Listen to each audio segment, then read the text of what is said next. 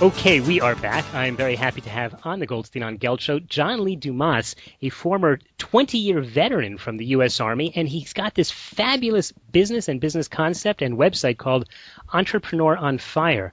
John, you are on fire. Tell us how you got started. Doug, thank you for having me on the show. I'm really excited. And for me, it was truly a start of passion. I was one of those guys who was commuting to work every single day, stuck in traffic, loving consuming podcasts, but never having enough podcasts to consume. So I had that aha moment. Why isn't there a 7-day-a-week podcast that interviews inspiring and successful entrepreneurs? That day, Doug, I decided to create one. Entrepreneur on Fire was born, and 485 episodes later, we're still running. So that's now we know exactly how long it's been in business. 485 days. You've got the cool show there, but let's go back to some basics about what an entrepreneur really is. Is it different from a businessman? So for me, honestly, Doug, an entrepreneur is that person that has a passion and has a specialty and is able to mold those together and work on their own time frame, on their own mindset, and move forward and create a business. For me, a business owner is somebody that could be following corporate America, which I did in my previous careers. And I had a lot of success doing that, but I could never follow my own course, my own passion. But with Entrepreneur on Fire, I was always the captain of that ship, steering towards my own horizon.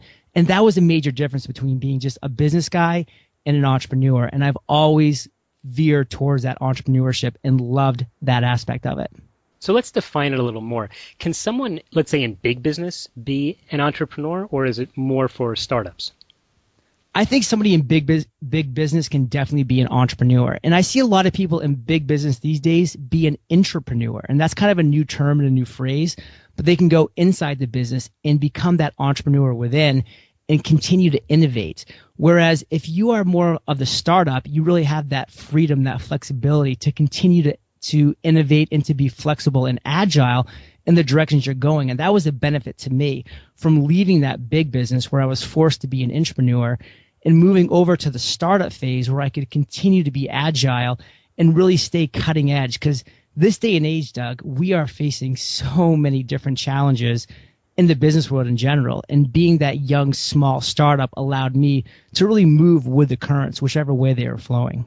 You know, I'm glad that you, in this whole answer to the question, you didn't once say that entrepreneurs are risk takers, which is, I think, what a lot of people think. And I consider myself an entrepreneur. My day job is that I run a financial planning and investment services business, and I really do see myself entrepreneurial. But you know, people go, oh, you know, I don't have the guts to be an entrepreneur. You know, you don't mind taking risk, do you? And the fact is, I hate taking risk. I just like being careful. I think things through a lot.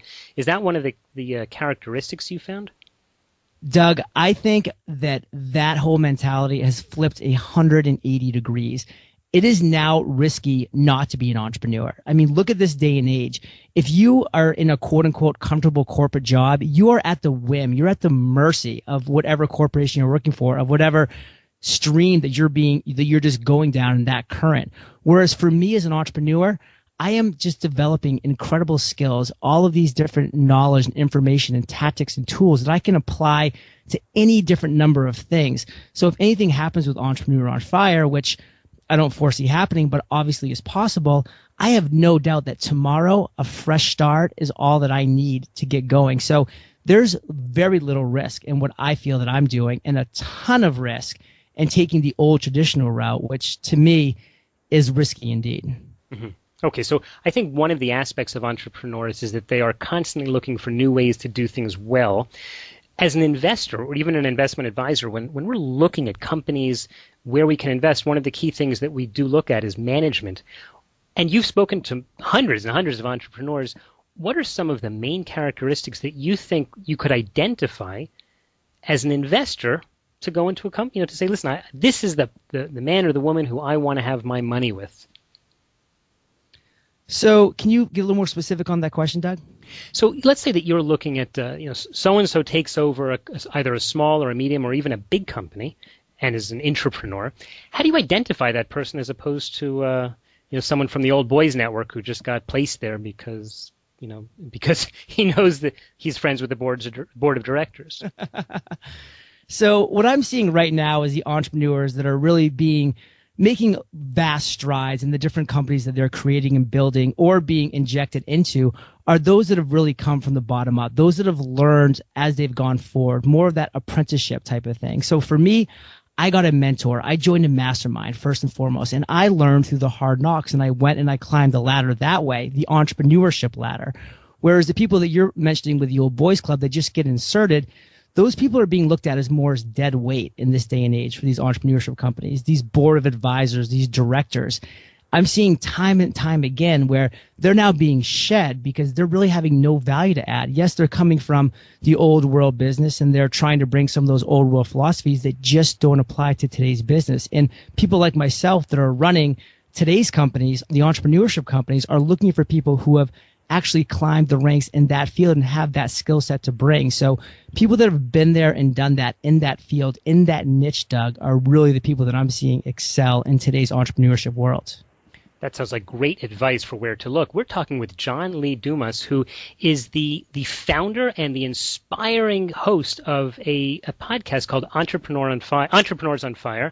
It is a podcast which I personally have to say I enjoy listening to, not only because I like the ideas, but I also like hearing that John has a lot of the same guests that I've had right here on the Goldstein on Gelt Show. So that's always a lot of fun. John, it's funny what you were just saying a minute ago reminded me of probably one of my favorite quotes by J.C. Penney himself, who said, "Give me a stock clerk with a goal, and I'll give you a man who will make history. Give me a man with no goals, and I'll give you a stock clerk." So I definitely think that what you're saying is right on. So tell us more about the business of podcasting itself, because I know you coach people and encourage them to do it. Is that really a good business for people?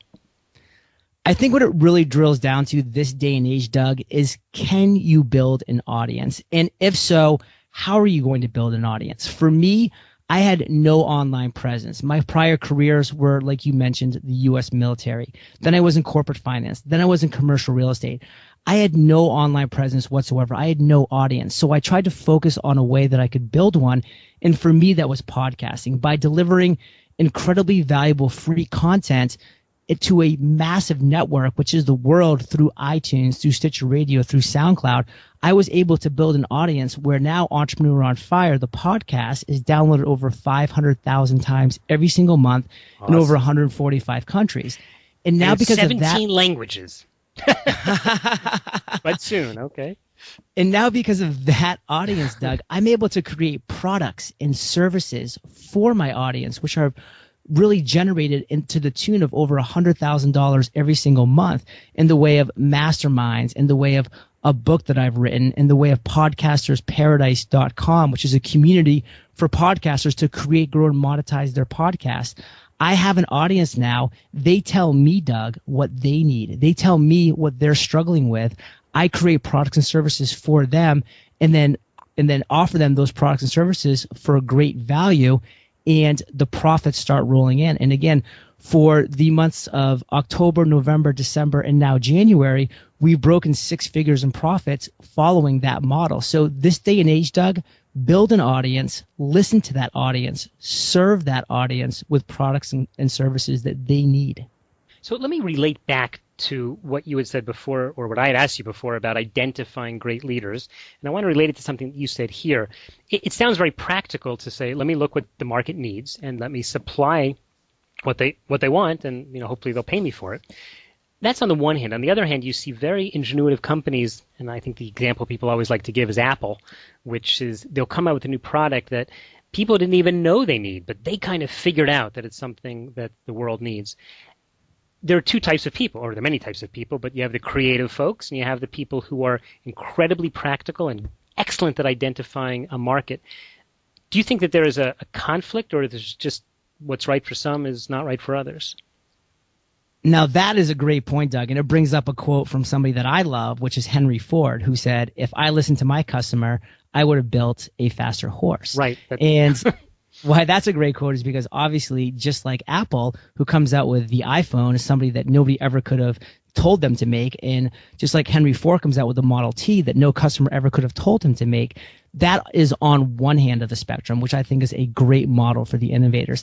And then you have myself in the other end of the spectrum, which I believe is also a great business model. And you just need to choose which one's right for you. For me, it was building a massive audience and listening to what they needed and then creating it for them.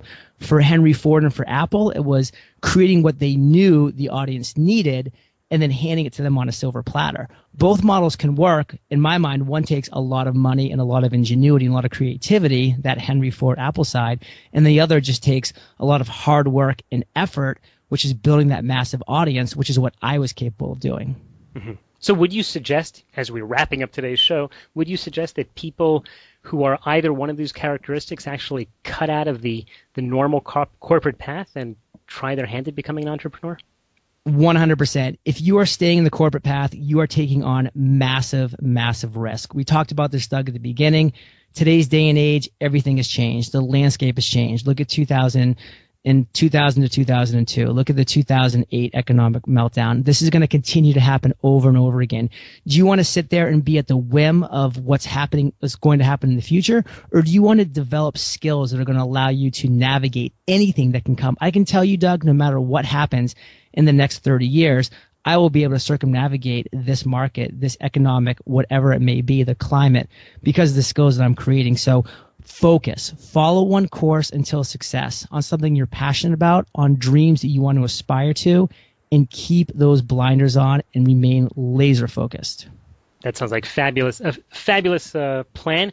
John Lee Dumas from Entrepreneur on Fire, just tell us, what's the best way for people to follow your work? Well, Doug, the word entrepreneur is difficult to spell. I get it. So eofire.com will get you to my website, my headquarters, and that has it all. All right, and don't worry, we'll put a link to that at the show notes of goldsteinongelt.com. John, thanks so much for your time. Thank you, Doug. It was a pleasure. You've been listening to the Goldstein on Gelt Show with money maven Doug Goldstein. Doug's weekly radio show is heard around the world, but if you miss it, you can download the podcast at www.goldsteinongelt.com. The Goldstein on Gelt Show gives you up-to-date financial ideas so you can get on the path to financial freedom. If you'd like your questions answered on the air or off, send Doug an email to doug@profile-financial.com. It's your money for your future, so join Doug every week to build your wealth on the Goldstein on Gelt Show.